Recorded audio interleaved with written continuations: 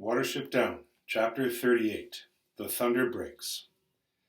Late in the afternoon, it came on dark and very close, and it was plain that there would be no true sunset. On the green path by the riverbank, Hazel sat fidgeting as he tried to imagine what might be going on inside Efrafa. "He told you he wanted you to attack the sentries while the rabbits were feeding, didn't he?" he said to Kihar. "And that he'd bring the mothers out in the confusion?" "Ja, he say this, but not happen. Then he say, go away, come again tonight." So that's still what he means to do. The question is, when will they be feeding? It's getting dark already, Silver. What do you think? "Well, if I know Efrafa, they're not going to change anything they usually do," said Silver. "But if you're worried in case we're not there in time, why don't we go now?" "Well, because they're always patrolling. The longer we wait there, the greater the risk. And if a patrol finds us before Bigwig comes, it won't be just a matter of getting ourselves away. They'll realize that we're there for some purpose and sound the alarm. And that'll be the end of any chance he's got." "Listen, Hazelrod," said Blackberry, "we ought to reach the iron road at the same moment as Bigwig, and not a moment before. Why don't you take everyone over to the river now and wait in the undergrowth near the boat, and once Kihar has attacked the sentries, he can fly back and tell us." "Yes, that's it," answered Hazel. "But once he's told us, we must get up there in no time at all. Bigwig's going to need us, as well as Kihar." "Well, you won't be able to run up to the archway," said Fiver, "with your leg. The best thing you can do is get on that boat and have that rope half chewed through by the time we get back. Silver can look after the fighting, if there's going to be any." And Hazel hesitated. "But some of us are probably going to get hurt. I can't stay behind." "Fiver's right," said Blackberry. "You will have to wait on the boat, Hazel. We can't risk your being left to be picked up by the Efrafans. Besides, it's very important that the rope should be half gnawed, and that's a job for someone sensible. It can't break too soon, or we're all finished."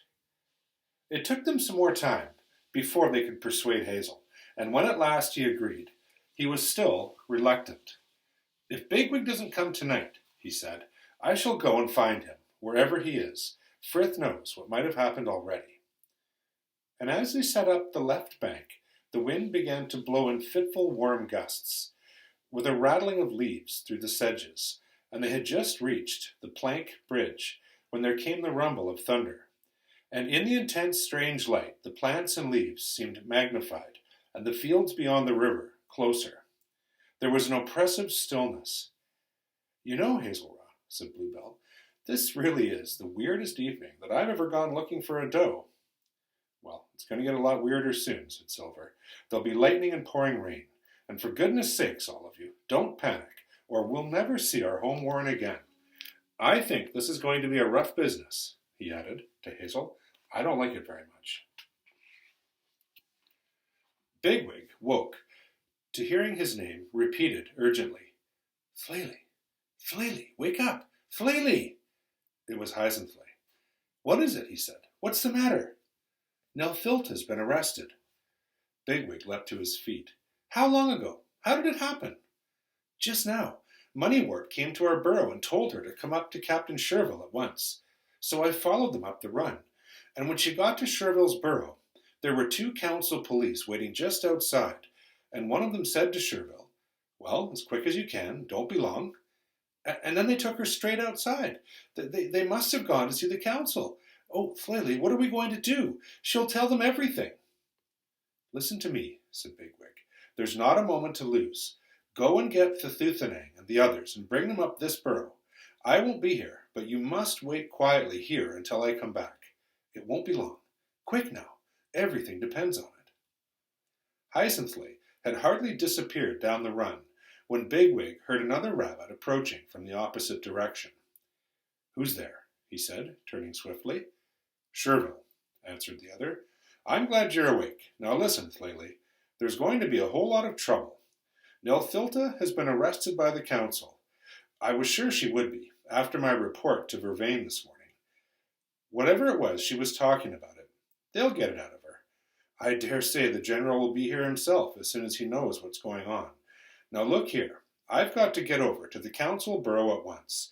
You and Avens are to stay here and get these sentries on duty immediately. There will be no Silflay, and no one is to go outside for any reason whatsoever.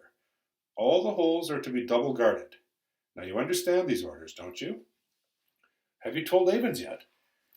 I haven't had time to go looking for Avens. He's not in his burrow.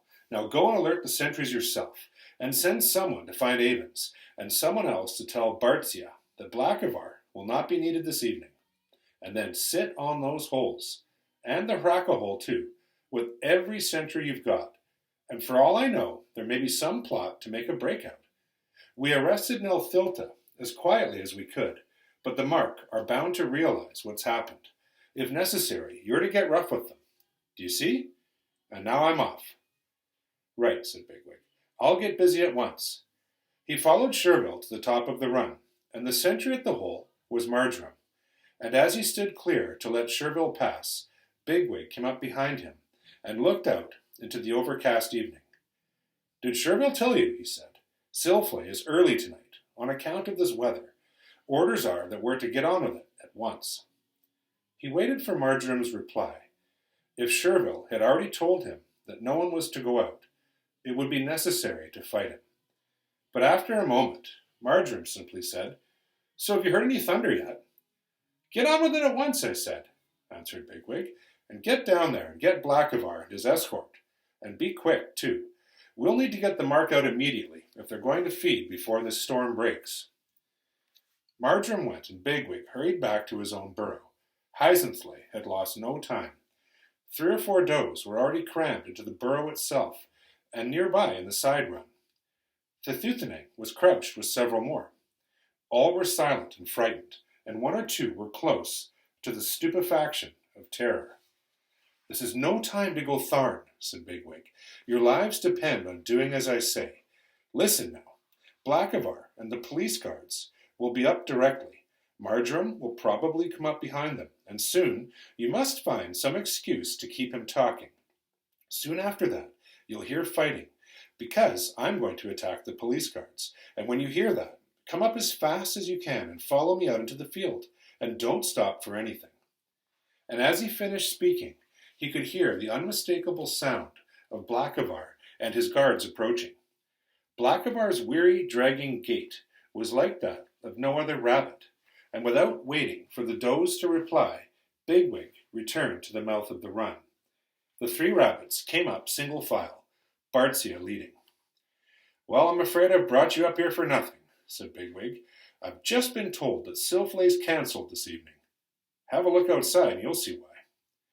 And as Bartzia went to look out the hole, Bigwig slipped quickly between him and Blackavar. Well, it looks very stormy, certainly, said Bartzia, but I shouldn't have thought. Now, Blackavar, cried Bigwig, and he leapt on Bartzia from behind. Bartzia fell forwards out of the hole with Bigwig on top of him. He wasn't a member of the Auslafa for nothing, and was reckoned to be a very good fighter. And as they rolled over and over on the ground, he turned his head and sunk his teeth deep into Bigwig's shoulder. He had been trained to get a grip at once and to hold on at all costs, and more than once in the past this had served him well. But in fighting a rabbit of Bigwig's strength and courage, it proved to be his mistake. His best chance would have been to stay clear to use his claws, but he retained his hold like a dog, and Bigwig, snarling, brought both of his back legs forward and sank his feet into Bartzia's side, and then, ignoring the pain in his shoulder, forced himself upwards. He felt Bartzia's teeth come tearing out through his own flesh, and then he was standing above him as he fell back on the ground, kicking helplessly. Bigwig leapt clear. It was plain that Bartzia's haunch was injured. He struggled, but could not get up. Consider yourself lucky, said Bigwig, bleeding and swearing, that I don't kill you. And without waiting to see what Bartzia would do next, he jumped back into the hole. He found Blackavar grappling with the other guard, and just beyond them, Hazel was coming up the run, with the Thethuthanang right behind her. Bigwig gave the guard a tremendous cuff to the side of the head, which knocked him across the run and into the prisoner's alcove. He picked himself up, panting, and stared at Bigwig without a word. Don't move, said Bigwig. There'll be worse to come if you do. Blackavar, are you all right? Yes, sir, said Blackavar. But what do we do now? Follow me, said Bigwig. All of you. Come on. He led the way out again. There was no sign of Bartzia, but as he looked back to make sure that the others were following, he caught a glimpse of the astonished face of Avens peering out from the other hole. Captain Sherville wants you, he called, and dashed away into the field. And as he reached the clump of thistles where he had last spoken to Kihar, a long roll of thunder sounded from across the valley beyond. A few great warm drops of rain were falling, and along the western horizon, the lower clouds formed a single purple mass, against which distant trees stood out, minute and sharp. The upper edges rose into the light, a far land of wild mountains, copper-colored, weightless and motionless. They suggested a glassy fragility like that of frost.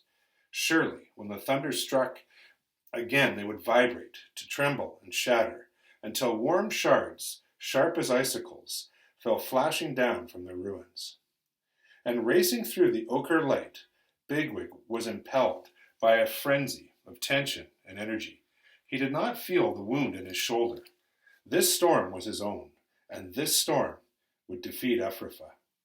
He was well out into the great field, and looking for sight of the distant arch, when he felt along the ground the first stamping thuds of a rabid alarm.